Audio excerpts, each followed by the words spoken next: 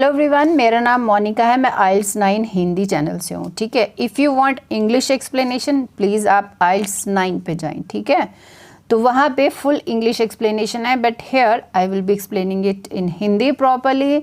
So definitely we are doing this. हम लोग इस रीडिंग पैसेज को करने जा रहे हैं जिसका नाम है असेसिंग द रिस्क। ठीक है, तो अब इसके अलावा अब यहाँ पे कुछ भी पढ़ने की कोशिश मत करो। हमने ये समझ लिया इसका मीनिंग असेसिंग द रिस्क। अब इसमें देखो ये पैराग्राफ्स दिए और मैं आपको दिखाती हूँ इस पैसेज की लेंथ। देखो आप इतना अगर आप सोचोगे, बहुत लोग सोचते हैं, बहुत स्टूडेंट सोचते हैं कि हम पहले पूरा पैराग्राफ पढ़ते हैं 5-7 मिनट फिर उसके बाद हम करेंगे। नहीं, आप अननेसेसरीली 2-2 बार रीडिंग को करोगे और कुछ मिलने वाला नहीं है। बिकॉज एक बार आप पढ़ोगे तब आपको एक बार पढ़ने में कोई एक्चुअल स्टोरी तो समझ में आने नहीं वाली, जल्दी जल्दी पढ़ोगे।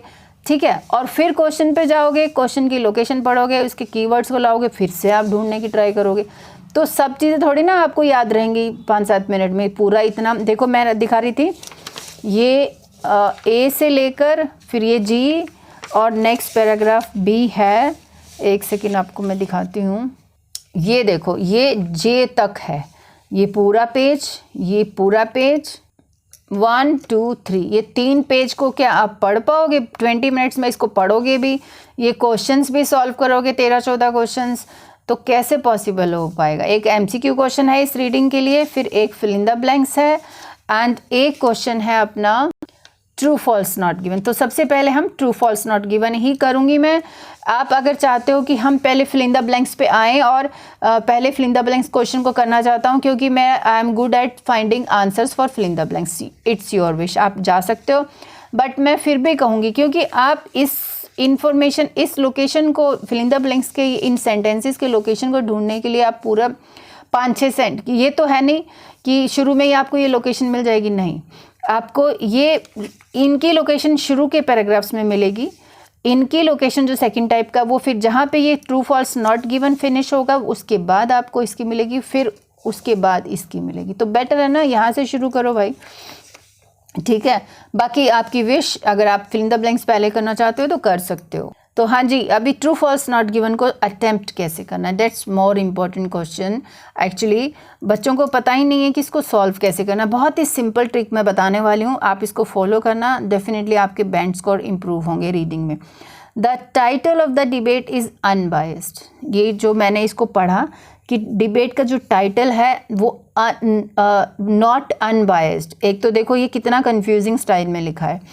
तो मैंने इसका मीनिंग समझा, फिर मैंने इसमें से कीवर्ड निकाले और कीवर्ड लेके फिर हम लोकेशन पे जाएंगे। ऑफ कोर्स फर्स्ट क्वेश्चन है, फर्स्ट पैराग्राफ में ही ढूंढना शुरू करेंगे। ठीक है, उसके बाद मैच करना है ये वाला वर्ड। अगर ये मैच हो रहा है प्रॉपर तो ट्रू है, अगर ये कुछ गलत और कुछ लिखा है तो फॉल्स है। और अगर बताया ही नहीं है कि डिबेट का जो टाइटल है वो बायस्ड है या अनबायस्ड है, क्या है, गुड है या नहीं, तो फिर वो नॉट गिवन होगा। ठीक है, हमने ये 2 वर्ड ले लिए। अब ऐसा करेंगे, इसको भी सेकंड को भी पढ़ के चलेंगे, दो क्वेश्चंस की लोकेशन लेके चलेंगे। All the scientist invited to the debate were from field of medicine. और अगर सभी साइंटिस्ट जो इन्वाइट किए गए थे डिबेट पे, अगर वो सभी फील्ड ऑफ मेडिकल फील्ड से थे तो ट्रू होगा। और अगर कोई केमिस्ट्री से था, कोई फिजिक्स का, कोई बायो का कहीं से था, तो फिर ये तो फॉल्स हो जाएगा। और अगर बताया ही नहीं है कि ये साइंटिस्ट किस फील्ड से थे तो ऑफ कोर्स नॉट गिवन होगा। तो अब यहाँ इसका मीनिंग गूगल कर सकते हो, बट फिर भी मैं थोड़ा सा बताती हूँ। बायस्ड होता है ना, बायस्ड मतलब फेवर में कोई डिसीजन होता है। ठीक है, तो ये अनबायस्ड लिखा है कि कोई बायस्ड नहीं, फिर उसको भी लिख दिया नॉट अनबायस्ड। तो मतलब ये नेगेटिव प्लस नेगेटिव क्या हुआ, नेगेटिव प्लस नेगेटिव क्या हुआ, पॉजिटिव हो गया ना, वॉज बायस्ड। थोड़ा फिर भी आप गूगल करना एंड मुझे कमेंट करके बताना एग्जैक्ट इसका मीनिंग क्या है। चलो अब फर्स्ट पैराग्राफ पे चलते हैं। अच्छा, फर्स्ट पैराग्राफ जाने से पहले आप ये दोनों चीज़ें कर सकते हो इफ़ यू वांट। ठीक है, अब ये फर्स्ट पैराग्राफ है। देखो टाइटल मुझे पहला वर्ड ही मिल गया, डिबेट भी मिल गया। ठीक है, as a title for a supposedly unprejudiced, prejudice होता है भेदभाव, नहीं था, मतलब अन भी लगा दिया। ठीक है, तो अनप्रिजुडिस, तो यहाँ पे भी वही मीनिंग बोल रहा है, नॉट अनबायस्ड। डिबेट भी मिल गया ऑन साइंटिफिक प्रोग्रेस। तो अब आपको मैंने लोकेशन दिखा दी, क्वेश्चन दिखा दिया, अब डिसाइड करो और स्क्रीन पॉज करो और सोचो कि ये आंसर ट्रू है या नॉट, फॉल्स है या नॉट गिवन।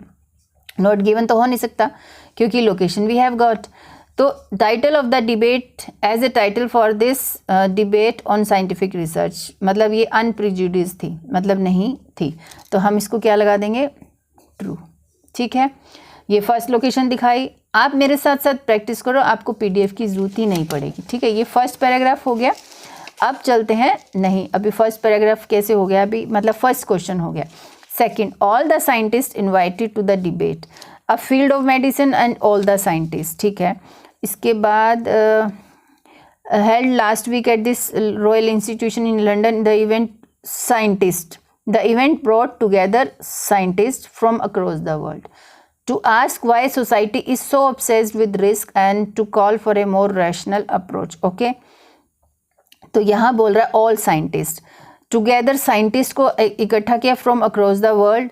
ठीक है, इस डिबेट में जो भी आए, लेकिन वो ये नहीं लिखा है कि वो पूरा पैराग्राफ पढ़ लो, कहीं पे भी मुझे नज़र नहीं आ रहा है कि वो फील्ड उनकी मेडिसिन फील्ड से थे या कहीं से भी, बस वो तो एक क्वेश्चन पूछ रहे हैं। We seem to be organising society maximum better safe, नहीं, पूरा पैराग्राफ में कुछ भी नहीं है, तो अपना ये हुआ नॉट गिवन। ठीक है, अब थर्ड पे चलते हैं। The message do scientist who conducted the survey were sending was people shouldn't take risk. अच्छा, मैसेज अभी मैंने कहीं पढ़ा था, इसके बाद यहाँ हमें नहीं मिला, तो मतलब थर्ड का फिर लोकेशन, सेकंड हमें नॉट गिवन लगा क्योंकि ऐसा कुछ बताया नहीं था, तो फिर यहीं आगे कंटिन्यू करेंगे। Why society is so obsessed with risk and to call for a more rational approach, we seem to be organising society around the better safe than sorry, exclaimed Spike, the online publication that organized the event. What are the consequences of this overbearing concern? Okay नहीं, यहीं पे ही है, देखो the message do scientist, यहाँ लिखा ना इसने, देखा मैसेज का नाम नहीं लिखा है, ये बता रहे हैं कि ये हेल्ड एट लास्ट वीक है लंदन में, the event brought together scientist from across the world to ask why, उनसे पूछा गया why society is so obsessed with risk and to call for more rational approach. उन्होंने बोला कि society क्यों इतना रिस्क के लिए पागल हो रखी है, और उन्होंने बोला कि मोर रैशनल अप्रोच लो, we seem to be organising society around the, so okay. तो हम यहाँ देखो क्या क्वेश्चन क्या बोल रहा था, message do scientist who conducted the survey were sending was people shouldn't take risk. तो उसने बोला why society so obsessed with risk, मतलब उसने कहा कि सोसाइटी क्यों पागल हो रखी है रिस्क लेने के लिए, और उसने बोला shouldn't take risk, the message were sending was people shouldn't take risk, बल्कि वो बोल रहे हैं मोर रैशनल अप्रोच लगाना चाहिए। एंड हेयर, यहाँ तो हमने लगाया मोर रैशनल अप्रोच, बट ठीक है, अभी के लिए हमें ऐसा बोल रहा है, अभी के लिए वो क्या बोल रहे हैं कि conducted the survey were sending, क्या मैसेज भी मुझे अच्छे से एग्जैक्टली नहीं मिला है, but rational approach, why society is so obsessed, people shouldn't take risk. अभी के लिए मैं इसको ट्रू लगाऊंगी, अगर मुझे कहीं और आगे कहीं मिला तो मैं डेफिनेटली इसको फिर से हम चेंज करेंगे। ठीक है, सो तो अभी ये हुआ। फिर ऑल द 40 लिस्टेड, 40 देखो यहाँ दिया है, the debate was preceded by a survey of 40 scientist who were invited to describe how awful our lives would be, precautionary principle had been their response. So हम लोग क्या ढूंढ रहे हैं, all 40 listed technologies are riskier than technology. देखो यहाँ 40 scientist की बात हो रही है, यहाँ टेक्नोलॉजीज की बात हो रही है, और मुझे यहाँ कहीं कंपैरिजन नहीं दिख रहा है। Their response was no heart no surgery no antibiotics and all, आगे वाला देख ले। इन शॉर्ट, अच्छा मैसेज वर्ड ये रहा, in short their message was no risk no rain. Okay, तो हमने यहाँ गलत वो पकड़ लिया, अब हम इसको करेक्ट कर लेते हैं। ठीक है, the message do scientist who conducted, देखो ये the debate was preceded by survey of 40 scientist. ठीक है, तो उन्होंने ये मैसेज किया था, who conducted the survey were sending that people shouldn't take risk। देखो ये लिखा है no risk no gain, in short their message was no risk no gain। Words shouldn't take risk. No discovery of America. In short, their message was no risk, no. Shouldn't take risk. Risk तो नहीं लेना चाहिए फिर, लेकिन no gain भी लिखा है, लेकिन नहीं, मुझे लगता है ये हमने सही मोर रैशनल अप्रोच के लिए बोला उसने, तो हम इसको फॉल्स कर सकते हैं। तो इस तरह से हमने ये ट्रू लगा दिया। अब लास्ट क्वेश्चन है all the other inventions on the list.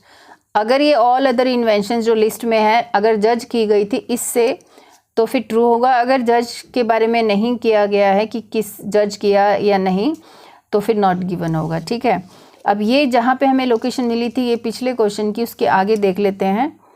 अच्छा, ये रहा precautionary principle. If the precautionary principle had been applied properly, अच्छा, all these creations would have passed muster because all offered comparable advantages compared to the risk perceived at time। आगे एक ही word बचा है, फिर next paragraph है।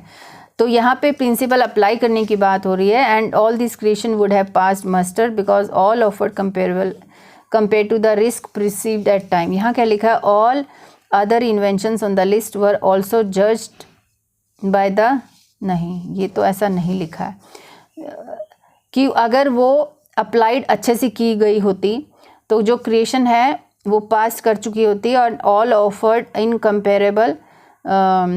Comparable advantages compare to the risk perceived at time. So जो है ये judgement और ये सब नहीं लिखा तो हम इसको नॉट गिवन करेंगे। नहीं समझ में आ रहा है, मतलब लोकेशन प्रॉपरली नहीं मिल रही तो नॉट गिवन लिख दो।